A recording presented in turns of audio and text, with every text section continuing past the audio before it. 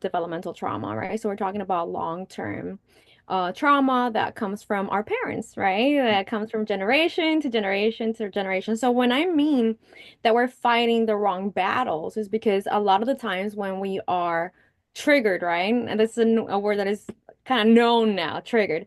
So when we're triggered and we over respond to any situation, what's really happening is that a past trauma has been triggered, and that little child is kind of coming out and fighting that battle in the current moment, which it didn't need as big as of a response, right?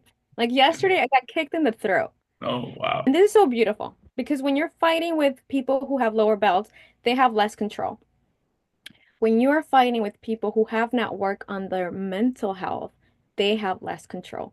People who don't work in their emotional regulation and their fear of abandonment and they're just peace with themselves, right? With those inner traumas, they will most likely hurt you. They're the ones that are gonna follow you in the car. Like, what is here?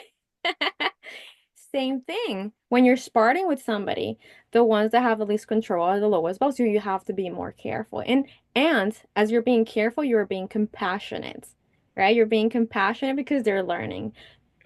There's this saying that I loved when I was doing my PhD is nobility obliges. I think I'm saying it wrong.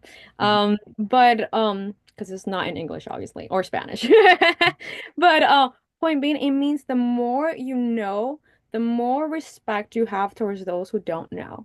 And so every time I see somebody like beeping at me, right, or like throwing the finger somewhere or anything, right, or looking at you funny, I look at them with compassion, right? Just like this child when he did this to me, like this kid that is younger, lower belts, right? Like hit me in the throat and he's like freaking out, and I was just like, okay, I'm overwhelmed, but I'm not even gonna I wasn't planning on hurting him. I wasn't planning to kick. I was just like, okay, poor child. I hope you feel better. It's okay.